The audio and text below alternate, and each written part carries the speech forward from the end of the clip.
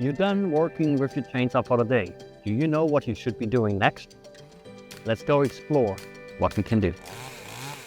This is Chainsaw Safety with Clemson University, and I am your training instructor, Patrick Giesel. And today we are going to learn about chainsaw maintenance. So we're done cutting with a chainsaw for the day. A few things that you want to do on the basic maintenance side is now to open up the clutch cover, take off the chain and your guide bar and clean out all the sawdust that has accumulated in here.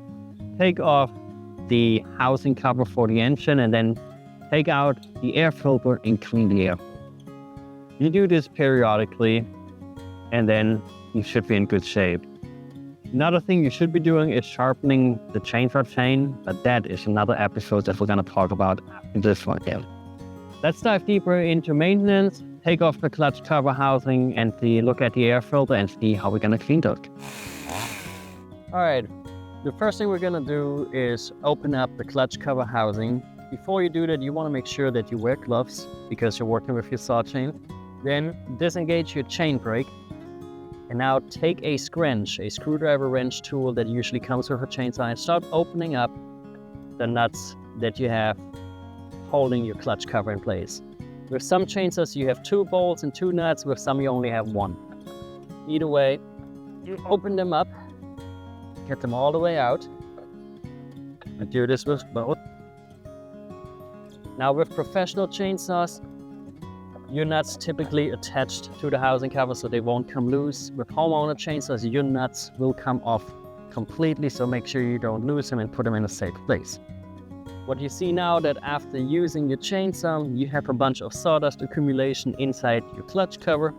So you can just use your screwdriver and start gently scraping away some of that sawdust, and then it comes in really handy if you have a little brush at hand to just brush out all the sawdust that you have in here to basically clean out your clutch cover. Next, you want to take off your guide bar and your saw chain. Take your guide bar and your saw chain, get it off the sprocket in the back, and put that one aside. And now you also see that you have some sawdust and some oily sawdust accumulated inside the housing here. You can again use your screwdriver and just gently scrape away some of the material that has accumulated. The next thing you want to do and clean is your guide bar. You can take off your saw chain, put it aside, and then your guide bar will accumulate some sawdust and some oily material inside the groove. If you have the scrunch tool, your screwdriver tip will fit into the guide bar. You can run it from the sprocket down to the end and then basically scrape out any sawdust that has been accumulated. All right, so the guide bar and the saw chain are clean. Now it's time to put it back together. You basically attach your saw chain back to the guide bar. Make sure that your saw teeth are all pointing in the right direction, the direction with the pointy part moving forward on the top of the guide bar, and then you reinstall it. Here we go.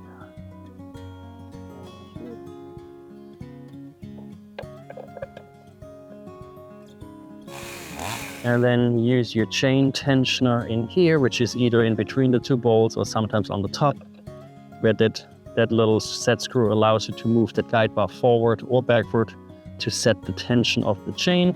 Right now this chain is a little loose, so I'm gonna tighten it a little bit to the point where I feel like this is good.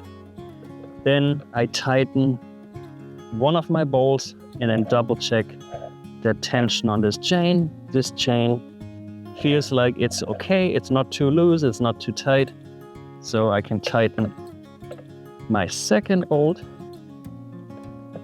Check this again, and now apply my chain brake, and I have a saw that's ready to be put away again. All right, to access the air filter, you have to take off the engine cover that you have here on the top. For that, you typically have 3, sometimes 4 bolts here on the top. With professional saws, you have these bolts that only need a quarter turn to come off. With homeowner saws, oftentimes you have actually through threaded bolts that you have to undo completely.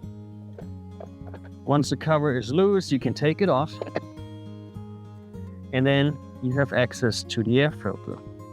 With professional models like this one, your air filter just twists on. You can take it off, and then you can see that you have a bunch of sawdust in the ribs of the air filter. Clean this up, put it back in there. Snap it in place, and now put your housing cover back on, and then you're good to go. We're now ready to put this one away, and this chainsaw should be good to go. Now, one last thing that we're going to talk about in the next episode is how to sharpen your saw chains, and then you're really set to go back out the next time you need to chainsaw and start cutting.